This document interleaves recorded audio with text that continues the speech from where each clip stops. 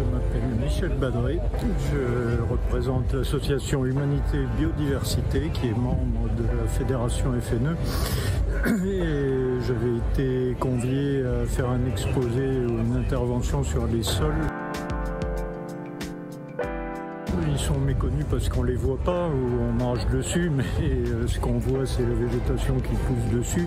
Mais dès qu'on réfléchit un peu, on sait très bien qu'il n'y aurait pas d'arbres, il n'y aurait pas de culture alimentaire, il n'y aurait pas de prairies naturelles s'il n'y avait pas du sol en dessous, puisque tout le fonctionnement végétal et par là même le fonctionnement animal aussi dépend de la nutrition par les sols et du fait que dans les sols eux-mêmes, il y a de la vie. Il y a une faune très abondante, il y a une décomposition du carbone derrière laquelle se développe tout le cycle de vie et repose là-dessus. Je pense qu'en France, on peut dire que la menace numéro 1, en plus la plus simple à comprendre, c'est l'artificialisation. C'est le fait que, à partir d'un sol considéré comme naturel, je vais y revenir, qu'on trouve très intéressant, ou bien d'y construire, parce qu'on a besoin de faire des logements, des infrastructures de transport et des choses de ce genre. Ou aussi, on peut artificialiser des sols sans les bétonner ni les goudronner. Un sol agricole mené avec un mode d'agriculture très intensif est artificialisé aussi par rapport à son état initial. Donc il y a une gradation continue entre le sol tel qu'il a pu se former avant l'Anthropocène et puis la façon dont il évolue maintenant sous l'action de la communauté humaine. Donc, je ne suis pas en train de dire que la communauté humaine doit s'arrêter et ne plus rien faire.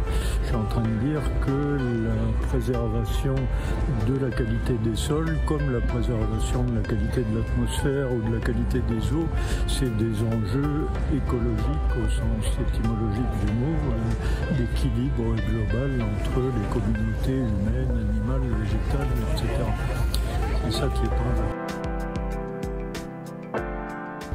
Alors, je dirais globalement, je pense qu'on ne va pas dans la bonne direction, pas plus en matière de climat ou en matière de biodiversité. On est dans le même train d'une espèce d'érosion continue où l'atmosphère se charge en CO2, la biodiversité s'érode, les sols s'artificialisent. Alors tout ça c'est un discours un peu négatif, un peu pessimiste.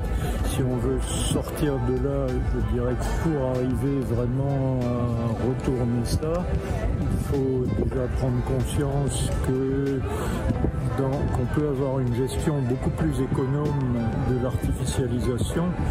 Je ne dis pas qu'on peut ne plus en faire du tout du jour au lendemain.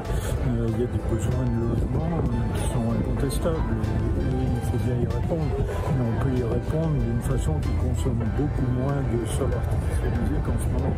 Même chose sur l'agriculture. Personne ne dit qu'il faut arrêter l'agriculture.